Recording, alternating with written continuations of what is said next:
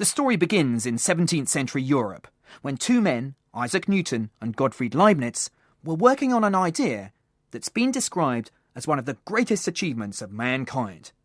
And boy, did they squabble over it. In this brief history, I want to reveal the personalities behind the calculations and show how mathematics drives science forward. 4 centuries ago, Galileo Galilei declared, "The universe cannot be read until we have learnt the language and become familiar with the characters in which it is written.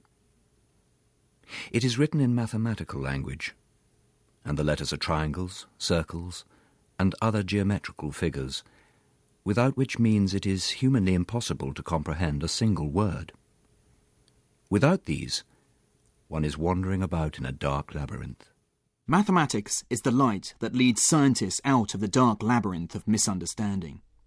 Sure, telescopes and microscopes, observations and experiments have a role to play, but I believe mathematics is the driving force behind modern science. We celebrate the scientific genius of Albert Einstein, but what about the pioneering mathematicians on whose shoulders he undoubtedly stood? Particle physicists today are deeply indebted to a mathematician who was killed in a duel just after the French Revolution. And the mathematics of a Napoleonic soldier is the reason that you can hear me now.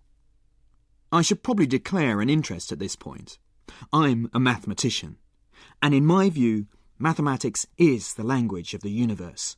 Mathematics is the queen of science. A brief history of mathematics with Marcus de Sotoy.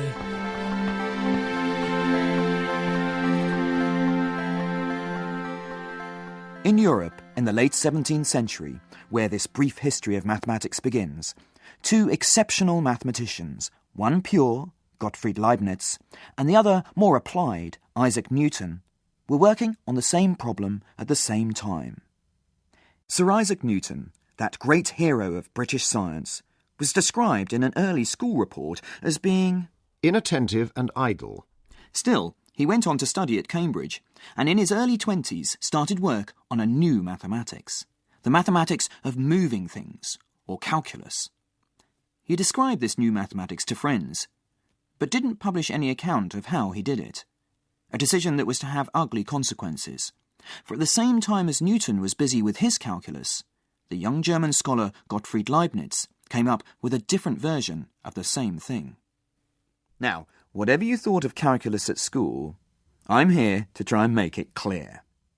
Bottom line, the calculus is a way of describing things that change. Take the famous apple that legend has it fell from the tree onto the young Newton's head and inspired his theory of gravity. At any particular point in time, how fast is the apple falling? The speed of the apple I just dropped is constantly increasing as gravity pulls it to the ground. So, how can you calculate what the speed is at any given instant of time? For example, after 1 second, how fast is the apple falling? What about after 2 seconds? Speed is the distance travelled divided by the time elapsed. So I could record the distance the apple drops in the next second, and that would give me an average speed over that period. But I want the precise speed at a precise moment, like now. Well, I could record the distance travelled over a shorter period of time, say half a second or a quarter of a second. The smaller the interval of time, the more accurate my calculation of its speed. But ultimately, to work out the precise speed at a precise moment of time, I need to take an interval of time that is infinitesimally small. But then I'm faced with calculating 0 divided by 0. The calculus makes sense of this seemingly impossible calculation.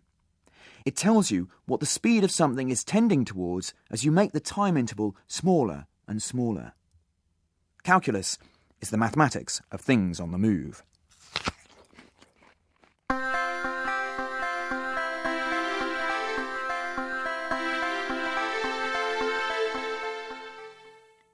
In mid-17th century Europe, this new mathematics of moving things was something that both Newton in England and Leibniz in Germany understood.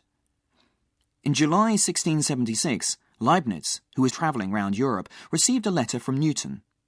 Newton had sent the letter to Henry Oldenburg, the first secretary of the Royal Society, who'd sent it on to Leibniz.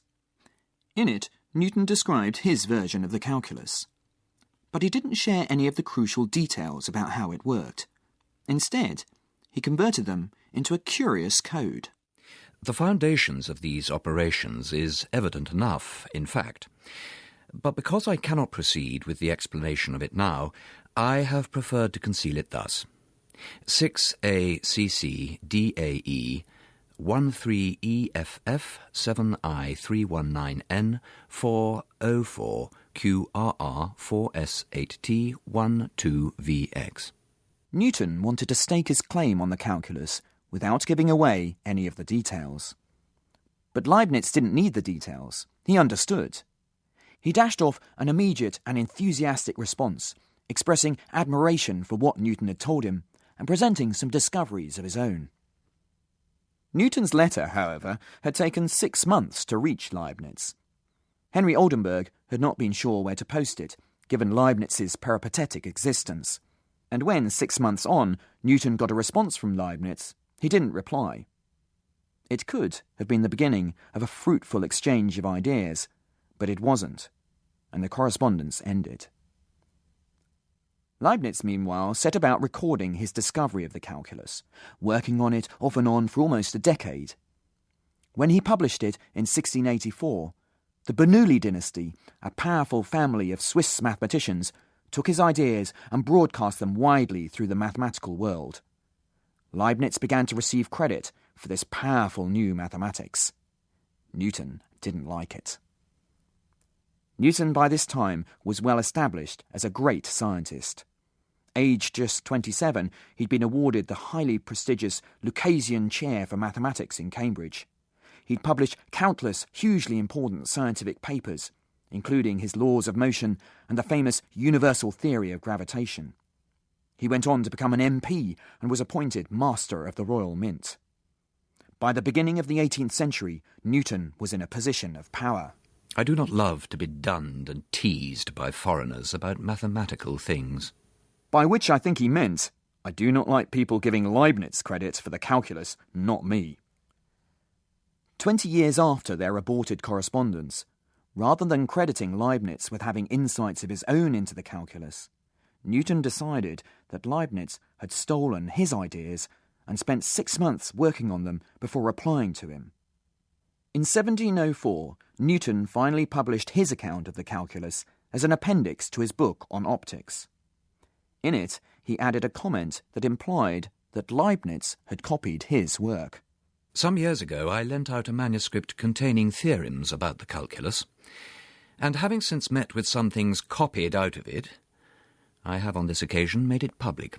So began a campaign by Newton to claim that, while Leibniz may have published before him, it was he, Newton, who invented the calculus. For Newton, there was no question of sharing the credit.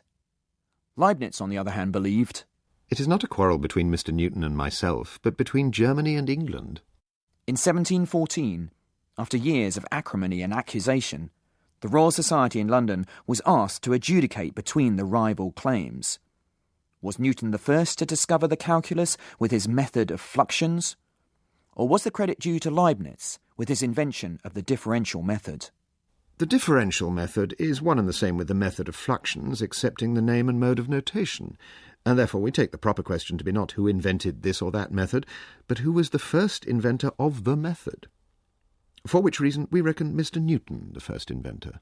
Leibniz, who published 2 decades before Newton, was nevertheless accused of plagiarism, and Newton was honoured with the discovery of the calculus.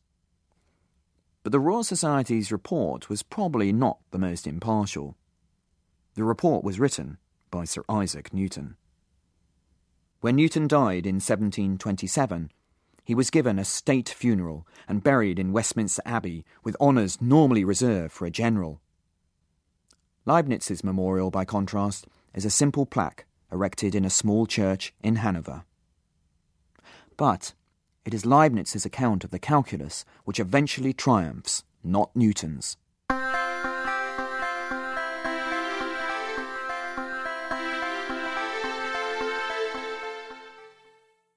Leibniz was lucky enough to have the backing of the influential Bernoulli family. The Bernoulli family became Leibniz's disciples, taking his mathematical messages, clarifying them, realising their deep implications, and spreading the word across Europe. In particular, the Bernoullis realised just how powerful Leibniz's calculus was for finding the best solution to all manner of problems. This is the real power of the calculus, its ability to home in on the most efficient solution. It's this that makes it one of the most important tools in modern science. The natural world is in a constant state of flux. So many things are on the move, and if you want to understand and predict such things, calculus is invaluable. Designers use it to optimise construction. Engineers exploit it to minimise energy use or maximise the speed of planes, trains and automobiles. Space travel depends on it. The basic rocket equation, which tells how rockets work, uses the calculus. Astronaut Jeff Hoffman. But does he ever think about Newton and his calculus when he's out there in space? I have to admit that there's so many other things to do that I really wasn't thinking that much about the history of science as we were approaching the Hubble Space Telescope, getting to reach out with the mechanical arm and grab it. There's lots of other things on your mind. But it's nice to know that Newton is safely ensconced in the computer and that his mathematics is guiding us on our path to a successful mission. You know, space travel without Newton and his calculus would just be inconceivable. Calculus is one of the linchpins of our modern technological world. The calculus underpins our understanding of so many things: mechanics, electricity, magnetism, the solar system. I could go on and on. It's a stunning mathematical insight that's had a profound, wide-reaching and long-lasting impact on science. And it's not just in the world of science that it's found a use. Every day, across the industrial and financial world, investors use the calculus that Newton and Leibniz started to maximise profits. Matthew Killier is a quantitative analyst for a hedge fund. The kind of scientific hedge funds at the time were trying to use mathematical modelling to help predict the world's financial markets, to make bets in the world's financial markets. It's quite staggering to step back and realise that every day you're entrusting $13 billion to a computer which is using mathematical models and code which are crucially underpinned by the ideas and equations from calculus, an idea that was formalised over 300 years ago. To say calculus is one of the greatest achievements of mankind is, I think, entirely justified. And it's the calculus of Leibniz, not Newton, that proved to be the most powerful. As a pure mathematician myself, I have to say it pleases me that it was the pure mathematics of the humble Leibniz, rather than the more applied approach of the more scientifically minded Newton, that eventually triumphs. But with the benefit of hindsight, it's clear that both men's analysis left a lot to be desired.